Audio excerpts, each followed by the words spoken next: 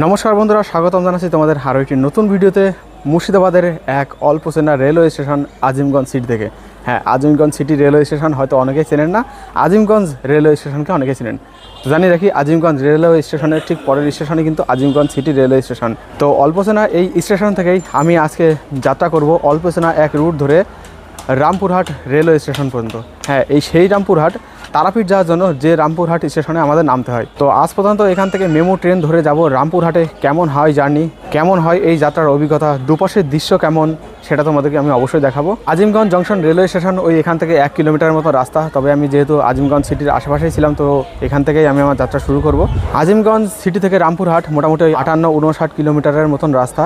Maybe ওই Azimganj junction railway station থেকে হয়তো 60 কিলোমিটার হবে।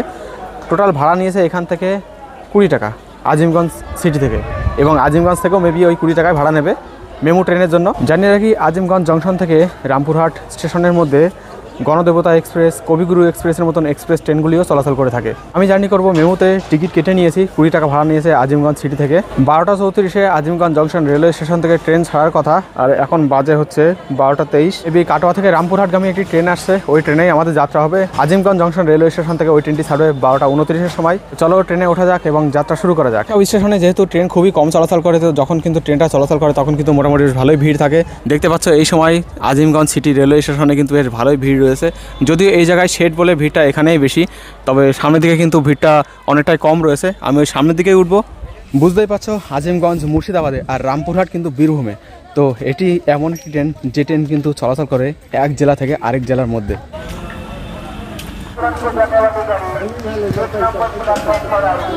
তো সময় এখন 12টা 36। দেখতে পাচ্ছ ট্রেন কিন্তু চলে এসেছে, memo train Azimganj city railway স্টেশনে। আইসিএফ ট্রেন, 20,000 সিরিজের ট্রেন সম্ভবত।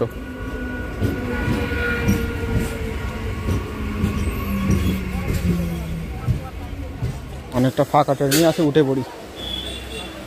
তো আজিমগঞ্জ সিটি রেলওয়ে স্টেশন ছেড়ে আমাদের ট্রেন বেরিয়ে গেছে, চলেছে রামপুরহাটের উদ্দেশ্যে। আর ট্রেনে যেহেতু জানলাতে এক ধরনের বিশেষ জালি ব্যবহার করা হয়েছে, তো সেজন্য কিন্তু আমি সিটে বসতে পারলাম না, দরজার কোলেই আসতে হলো আমাকে। এই হচ্ছে আজিমগঞ্জ সিটি রেলওয়ে স্টেশন। এখানে সামনে কিন্তু লাইন দুদিকে ভাগ হয়ে গেছে। আমার এই ডানের দিকে চলে গেছে উত্তরবঙ্গের দিকে, এবং আমাদের ট্রেন নেবে এদিকে বাঁ দিকে টার্ন।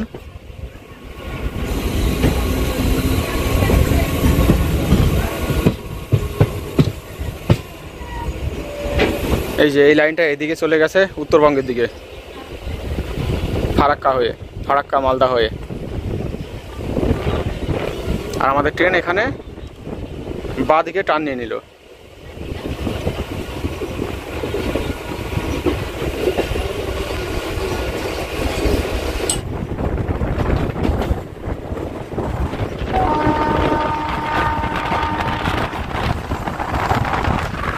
এই যে সামনে যে লাইনটি দেখছো, একটি মালগাড়ি দাঁড়িয়ে আছে।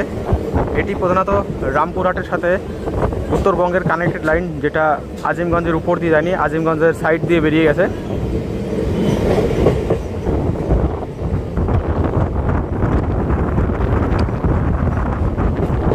এই আজিমগঞ্জ টু রামপুরহাট যে মেমো লোকাল ট্রেন যাত্রা, এই লোকাল ট্রেন যাত্রায় 60 কিলোমিটারের যাত্রায় আমাদের টোটাল স্টপেজ পড়বে রামপুরহাট এবং আজিমগঞ্জ জংশন রেলওয়ে স্টেশনকে ধরে 11টি। তো আমরা অলরেডি আজিমগঞ্জ জংশন এবং তারপরে Azimganj city railway station cross করে এসেছি। এবার আমাদের পড়বে তৃতীয় টেকনিক্যাল হল্ট গোসাইগ্রাম। এই হচ্ছে গোসাইগ্রাম রেলওয়ে স্টেশন। বলতে গেলে একরকম পুরোপুরি ফাঁকাই এই স্টেশনগুলো। এই লাইনে বা এই সাইডের দিকে যতগুলো লোকাল ট্রেনের স্টেশন পড়ে, ম্যাক্সিমামে এরকম ফাঁকা ফাঁকাই যায়। সম্ভবত এই কারণের জন্যই এদিকে বেশি লোকাল ট্রেন চলাচল করে না। আশেপাশের গোসাইগ্রাম, বড়া, ঘুগরিডাঙ্গা এই সমস্ত গ্রামের লোকজন এই স্টেশনটিকে তাদের যাতায়াতের কাজে ব্যবহার করে থাকে। ট্রেনের মধ্যে দেখো একেবারেই ফাঁকা। এদিকে দেখতেই পাচ্ছ গোসাইগ্রাম রেলওয়ে স্টেশনে আমাদের ট্রেনটি দাঁড়িয়ে আছে। দেখো অবস্থা, বেরোতে গিয়ে আটকে গিয়েছে। ছেড়ে দিল আমাদের ট্রেন গোসাইগ্রাম রেলওয়ে স্টেশন থেকে। আর এখানকার রেল লাইনগুলি দেখো একেবারে পুরো চড়াই উত্তরায় জমির পরে বসানো। দেখে মনে হচ্ছে যেন কোনো পাহাড়ি এলাকাতে ট্রেন ভ্রমণে এসেছি।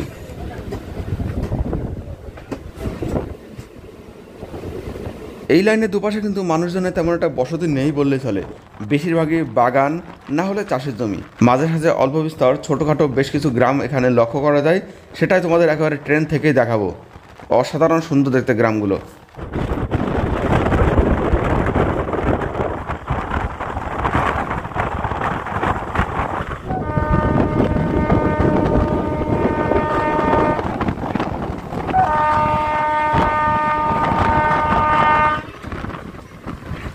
চলে এলো আমাদের পরবর্তী স্টেশন বারালা। এই হচ্ছে বারালা রেলওয়ে স্টেশন। আশেপাশে বারালা, চান্দিপুর, ইতরপুর, শাহাপুর, রঘুনাথপুর, আলিমপুর এই সমস্ত গ্রামের লোকজনেরা তাদের যাতায়াতের কাজে এই স্টেশনটিকে ব্যবহার করে থাকে।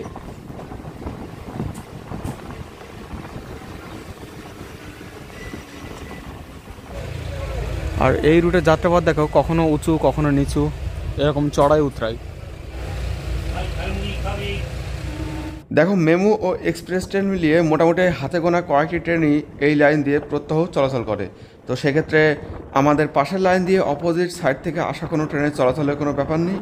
দেখো, ট্রেনের পাশে চাষের জমি, আর চাষের জমির পাশেই দেখা যাচ্ছে মুর্শিদাবাদের ছোট্ট ছোট্ট গ্রাম। মেবি কিছু কিছু জেনারেল গ্রাম হবে এবং কিছু কিছু হয়তো আদিবাসী গ্রাম হলেও হতে পারে। তবে যাই হোক, দৃশ্যগুলো দেখতে কিন্তু খুবই সুন্দর। শিয়ালদহ উত্তর এবং দক্ষিণ শাখা রুটের আশেপাশে এই সমস্ত দৃশ্যগুলি কিন্তু একেবারেই দেখতে পাওয়া যাবে না।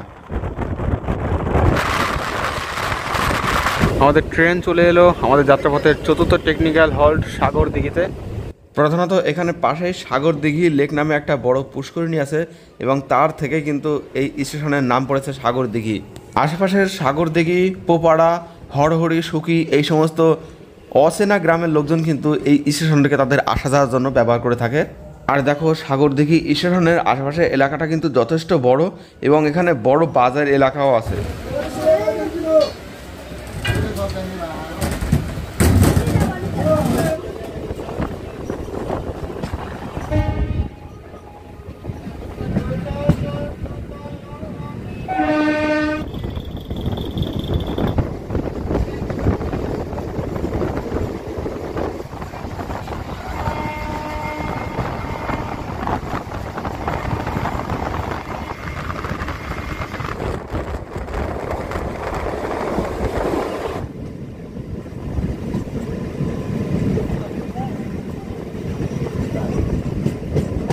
আমরা এখন রয়েছি মোড় গ্রামে, আর এখানে আমরা ক্রস করব 12 নম্বর জাতীয় সড়ক, যেটা কলকাতা থেকে সরাসরি উত্তরবঙ্গের দিকে চলে গেছে।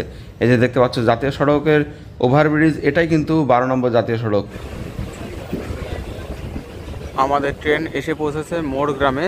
এই মোড় গ্রাম পার করলেই কিন্তু মোটামুটি মুর্শিদাবাদ জেলা শেষ। এরপরে কিন্তু শুরু হবে বীরভূম জেলা। আশেপাশের মোড়গ্রাম, ফুলবাড়ি, বাহালনগর, নোয়াপাড়া, জগপুর, দোহালি ইত্যাদি গ্রামের লোকজনরা কিন্তু তাদের আসা যাওয়ার জন্য এই মোড়গ্রাম স্টেশনটিকে ব্যবহার করে থাকে।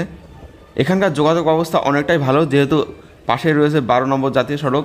তো 12 নম্বর জাতীয় সড়কের সাথেও কিন্তু এখানকার কানেকশন রয়েছে।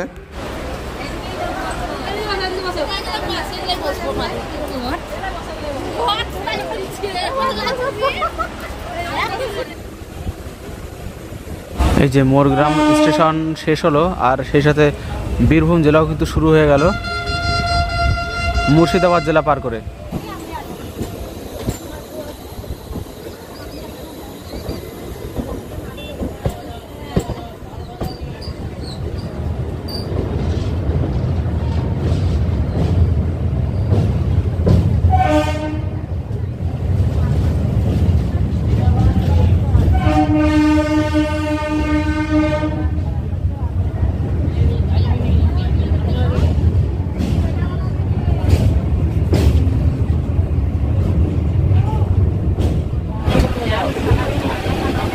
সে কি ট্রেনের আগে টোটো চলে যাচ্ছে।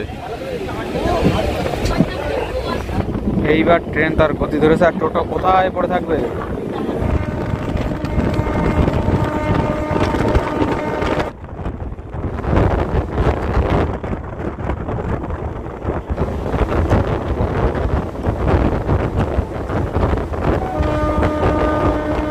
আমাদের ট্রেন এবার প্রবেশ করছে বীরভূমের লোহাপুরে। বড়া, কান্তাগড়িয়া, লোহাপুর, ভবানীপুর, শুক্রাবাদ ইত্যাদি সমস্ত গ্রামের লোকজনেরা এই স্টেশন থেকে তাদের আসা যাওয়ার কাজে ব্যবহার করে থাকে। আর টোটাল লাইনটাতে চলাচলের সময় কিন্তু দেখলাম যে এইখানে মেনটেনেন্সের কাজ চলছে। তো আগামীতে হয়তো এই লাইন দিয়ে কোনো এক্সপ্রেস ট্রেন অথবা কোনো স্পেশাল মেমু ট্রেনও চালানো হতে পারে। মেবি রানাঘাট টু রামপুরহাট মেমুও হয়তো চলাচল করতে পারে।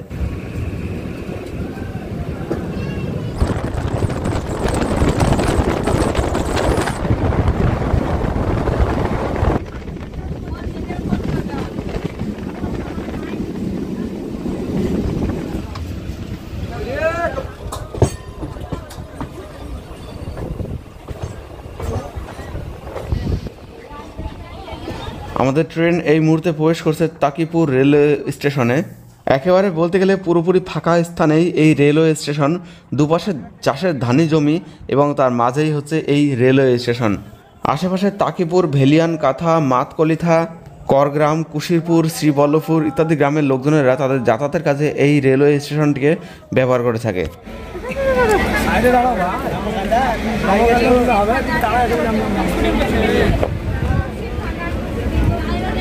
এটা বীরভূমের একেবারে মাঠের মধ্যে একটা স্টেশন তাকিপুর। এখানে ম্যাক্সিমাম প্যাসেঞ্জার নেমে গেল, চারিদিকে শুধু ফাঁকা মাঠ ছাড়া কিছু দেখতে পাচ্ছি না।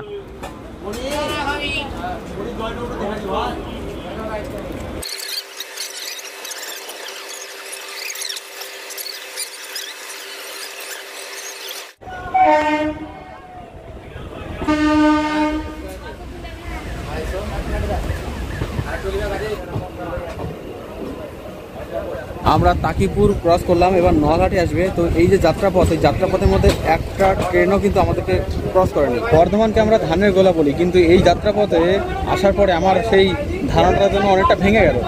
কারণ শুধুমাত্র বর্ধমান নয়, মুর্শিদাবাদ, বীরভূম এই সমস্ত জেলাতে দেখছি প্রচুর পরিমাণে ধান উৎপন্ন হয়, প্রচুর পরিমাণে। এই যাত্রাপথের দুপাশে দেখছি শুধু ধানের জমি আর ধানের জমি। এবছর যে বৃষ্টিতে প্রচুর ধান নষ্ট হয়ে গেছে, তারপরেও এত পরিমাণে ধানের জমি, মানে প্রচুর ধান চাষ হয় কিন্তু এই মুর্শিদাবাদ এবং বীরভূম জেলাতে। আর দেখো, যেহেতু বেশি ট্রেন এই লাইন দিয়ে চলাচল করে না, তো লাইনের দুর্ধার তোমরা দেখতে পারবে একেবারেই পুরো পরিষ্কার। যেহেতু বেশি ট্রেন চলাচল করেই না, তো নোংরা ফেলার কোনো প্রশ্নই নেই। তাই ট্রেন থেকে যেহেতু কোনো প্যাসেঞ্জার তেমন কোনো নোংরা ফেলেও না, যেটুকু ফেলে সেটুকু উড়ে চলে যায়। এই জন্য দেখতে পাচ্ছ এখানকার লাইনটা কতটা পরিষ্কার।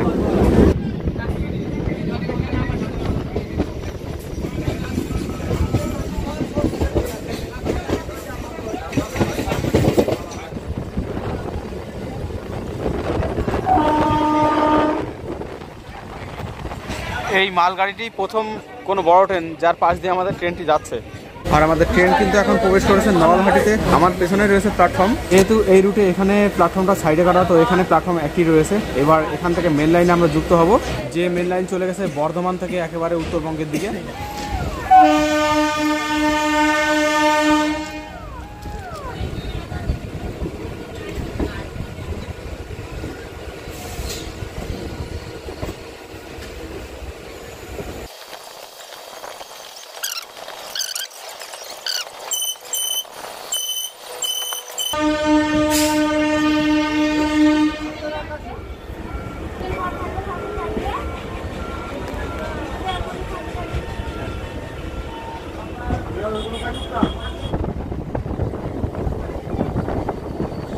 আমরা এখন ক্রস করছি নলহাটি ফ্লাইওভার। এটা নলহাটি রেলওয়ে ব্রিজ, নিচে দিয়ে চলে গেছে ব্রাহ্মণী নদী।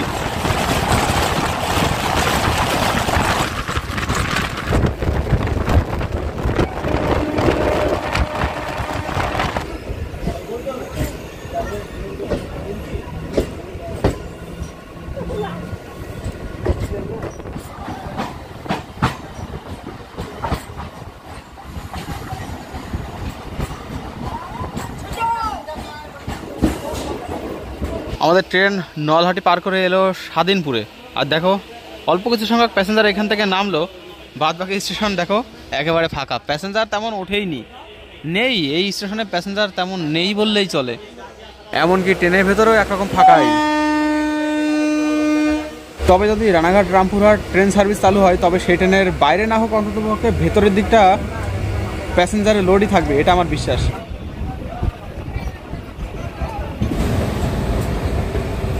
আমরা অলমোস্ট রামপুরহাট জংশন রেলওয়ে স্টেশনের কাছাকাছি পৌঁছে গেছি। তার আগে দেখো এখানে লাইন দুদিকে ভাগ হয়ে গেছে, একটা উত্তরবঙ্গের দিকে আর একটা গোড্ডা হয়ে চলে গেছে ঝাড়খণ্ডের দিকে। তো গোড্ডা থেকে ট্রেন কিন্তু এখন একটা আসছে শিয়ালদাহগামী যে ট্রেনটা গোড্ডা থেকে শিয়ালদাহ যাতায়াত করে, গোড্ডা শিয়ালদার মধ্যে, সেই ট্রেন কিন্তু এখন একটা আসছে, ওই যে দেখতে পাচ্ছ।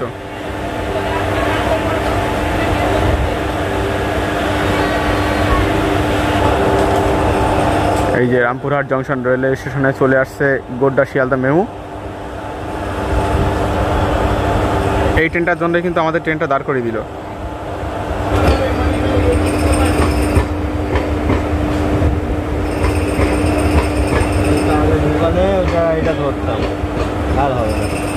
ট্রেন আবারও ছাড়লো, আর এদিকে এরা আমি কোনো নিয়মই বুঝতে পারছি না, প্রতিটা ট্রেনকেই লেট করাচ্ছে। এটার ঠিক কারণ আমি বুঝতে পারছি না। আমাদের এই ট্রেন 2:05 প্রবেশের কথা ছিল, এখন বাজে দেখো 2:31, বহু লেট। এদিকে ট্রেন সচরাচর যেহেতু লাইনে ট্রেন নেই, তো আরও ফাস্ট চলা উচিত, তা নয় আরও লেট করে চলছে, কেন বুঝতে পারছি না। এই যে গোড্ডা শিয়ালদা মেমুটা চলে গেল, অনেকে ভেবেছিল যে এই ট্রেনটা লেট আছে, তো এই ট্রেনে চলে যাবো আমরা, নির্দিষ্ট গন্তব্যে পৌঁছে যেতে পারবো, কারণ অনেকে রামপুরহাটের পরে ওপাশে যাবে। কিন্তু দেখো আমাদের ট্রেনটাকে দাঁড় করিয়ে রেখে ওইটাকে আগে পাস করালো, যার ফলে অনেকেই এখন দ্বিধাদ্বন্দ্বে পড়ে গেছে, কি করে যাবে। কারণ এখান থেকে তো এরপরে আর কোনো মেমু ট্রেন নেই, আবার সে সন্ধ্যেবেলা, তার আগে নেই। আগে তো বর্ধমান রামপুরহাট এই রুটে মাত্র সারাদিনে ওই 4 থেকে 5টির মতো মেমু ট্রেন চলে, বাকিগুলি চলে এক্সপ্রেস, তাও আবার সব জায়গাতে দাঁড়ায় না। ভীষণ অসুবিধায় পড়তে হয় এই যাত্রাপথের মানুষজনদেরকে।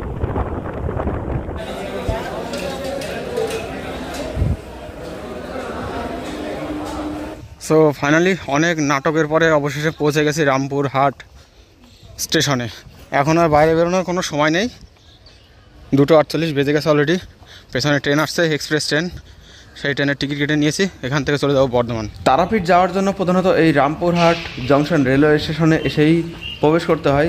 এই স্টেশনের বাইরে থেকে ম্যাজিক, অটো এই সমস্ত মারফত চলে যাওয়া যায় তারাপীঠে। মোটামুটি এই রামপুরহাট জংশন রেলওয়ে স্টেশন থেকে তারাপীঠ মন্দির 10 কিলোমিটার মতন। তবে আমার যাত্রা আমি এখানে শেষ করব, আমি আর আগে যাব না, এখান থেকে ট্রেন ধরে চলে যাব বর্ধমানে এবং সেখান থেকে নিজের বাড়িতে। তো আজিমগঞ্জ থেকে রামপুরহাটের এই জার্নি তোমাদের কেমন লাগলো কমেন্ট করে জানাতে পারো। ভালো লাগলে অবশ্যই ভিডিওতে একটা লাইক দিয়ে দিও এবং চ্যানেলটি প্রথমবার আসলে অবশ্যই চ্যানেলটিকে সাবস্ক্রাইব করে আমাদের সঙ্গে থাকতে পারো। দেখা হচ্ছে পরবর্তী ভিডিওতে, ততক্ষণ ভালো থাকবেন, সুস্থ থাকবেন। জয় হিন্দ, বন্দে মাতরম, জয় ভারত।